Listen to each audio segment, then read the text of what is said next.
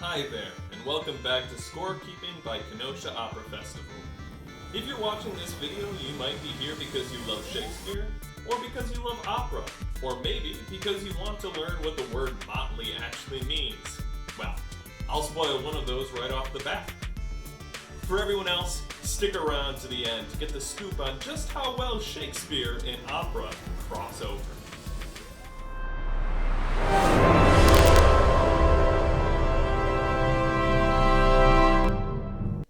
To say that we are Shakespeare enthusiasts doesn't quite do it justice. But today we are here to talk about a mashup between two great passions of ours, Shakespeare and opera. Unless you're an art history buff, it may surprise you to know that Shakespeare and opera didn't really coincide. As a 16th century theater goer, you would not have found yourself buying a ticket to a Shakespeare production on Friday night and then buying a ticket to an Italian opera on Saturday. Jacopo Peri's Daphne, which is pretty much considered the first opera, had its premiere in Italy in 1597, which is coincidentally also the premiere year of Mary Wise of Windsor. By the time Shakespeare died in 1616, opera was still in its early beginnings in Italy, mostly used in court performances and not yet presented for public consumption. It took nearly 100 years after Daphne premiered for opera to make its way to England. Part of the reason for this was the prevalence of Puritanism. English theater goers were skeptical of this foreign art form and in fact considered it beneath the splendor of English theater. Another reason was that England already had their own take on musical dramas, with even Shakespeare's plays containing tons of musical interludes and, of course, dances. Shakespeare was a great lover of music and was supposed to have commissioned lots of composers to write songs for his plays, most notably, though, Thomas Morley, who wrote O Mistress Mine for Shakespeare's Twelfth Night. Opera was an inevitable force, though, and eventually Italian opera made its way to English stages. At the end of the 17th century, we see the very first attempt at a Shakespeare opera, Henry Purcell's The Faerie Queene. But it wasn't entirely representative of either Shakespeare or Italian opera. Over 200 operas have been based on the works of Shakespeare. Composers and librettists have essentially been riffing off of Shakespeare for hundreds of years. These were brilliant minds who took the works that have come before them and adapted them into something new and surprising. A little like our Weird Al Yankovic. And people flocked to the opera houses to see these productions, although adapting something as complex as Shakespeare is a lot easier said than done. There were a lot of challenges preventing composers from adapting Shakespeare with ease. The first, and most obvious, was the vast amount of text. Shakespeare's plays are all about the talking, and opera isn't. Opera traditionally gets all the text and exposition out of the way with an efficient device called a recitative, which is a half-spoken, half-sung section where you convey a lot textually before taking some time for the main attraction in opera, the music. Usually, a lot of the time in opera is spent in beautiful arias and ensembles, full up on beauty, but fairly scant on text. Another problem was the complexity of Shakespeare's plays. Too many characters, too many plots and subplots and plays within a play, you know. Opera tends to prefer a more streamlined approach to the plot than Shakespeare, generally, so that there's enough room for the music. Rossini was a composer that tackled these challenges with great success. His Otello remained quite true to the source material. He and his librettist knew what to cut from Othello, and not just lines, but the entire character of Cassio.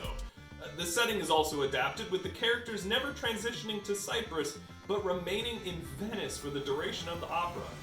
In spite of this, Rossini's Otello is widely regarded as an honest portrayal of Shakespeare's Othello in opera form. Shakespeare's heartbreakingly sad Willow song is even utilized in the libretto, sung by Desdemona in both versions. Rossini's Otello was the reigning champ of operatic Othello settings until Verdi came along. this was a contentious time, considering how respected Rossini's version was. I mean, can you imagine someone coming along and rewriting Rent? But history has shown, though, that Verdi is also another mastermind behind adapting the works of Shakespeare for opera. His Shakespeare trio, Othello,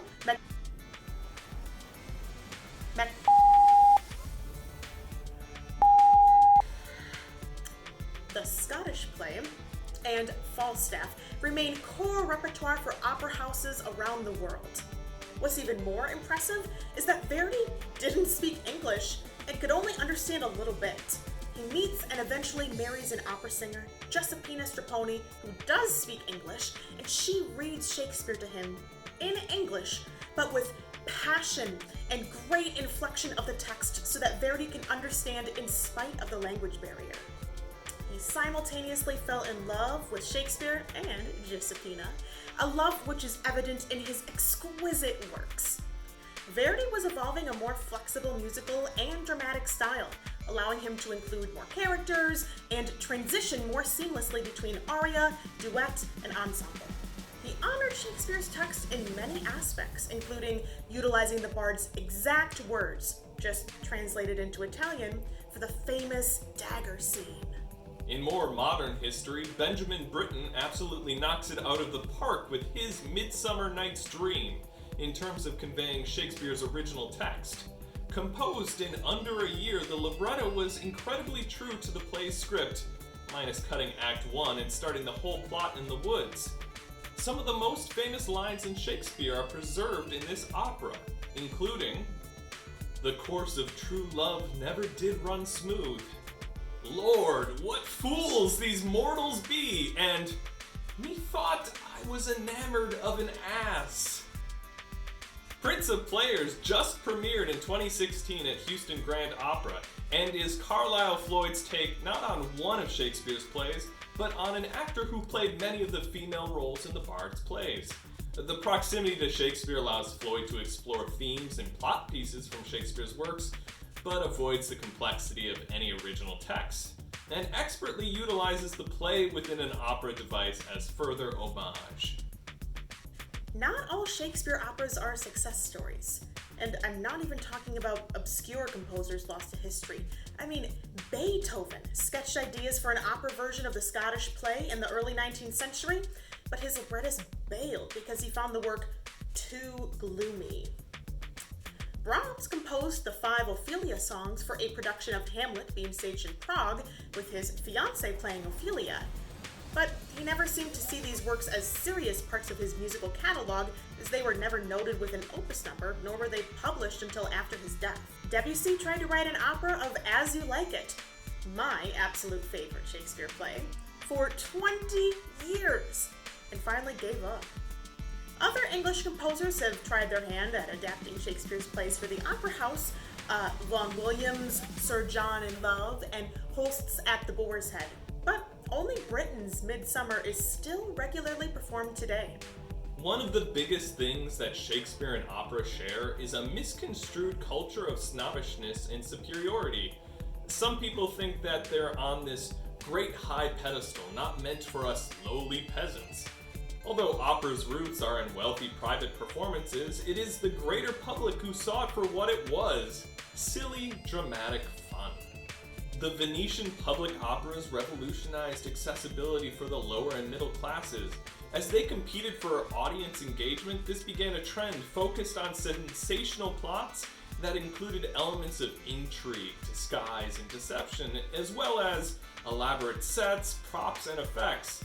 In a similar vein, Shakespeare was writing for the masses. His plays are chock full of dirty jokes, innuendos, scandals, and improprieties that still make audiences laugh out loud in the 21st century. While both forms of entertainment catered to all classes, it was hard to ignore the air of superiority touted by those who spent a whole 6p to view the production from the comfort of the Lord's rooms. Even some composers recognized this arrogant upper-class culture for what it was in its time, and took to the quill and ink to point out its flaws. In 1754, John Frederick Lamb produced a mock opera called Pyramus and Thisbe. The libretto is based on the play within a play from Shakespeare's Midsummer Night's Dream, the mechanical's ragtag amateur performance at the wedding feast of the story's protagonists. Lampe's writing ridicules Italian-style opera and opera singers, and the onstage audience of Mr. Semibrief and two other gentlemen interject facetious comments throughout the one-act opera. Think Man in Chair from Drowsy Chaperone, but it's the 18th century. There is a whole world of Shakespeare-inspired works that we can't even possibly get into in just one video. Let us know what Shakespeare crossover is your favorite in the comments, or if you'd like to see us dig deeper into some of these incredible works. Thanks for making it to the end of the video as always. We hope you liked it enough to hit the like button, share it with your friends, and please, please, please subscribe. I don't want you to miss any upcoming videos, so also hit the bell. Thanks again for watching, and we hope you have an awesome and operatic day.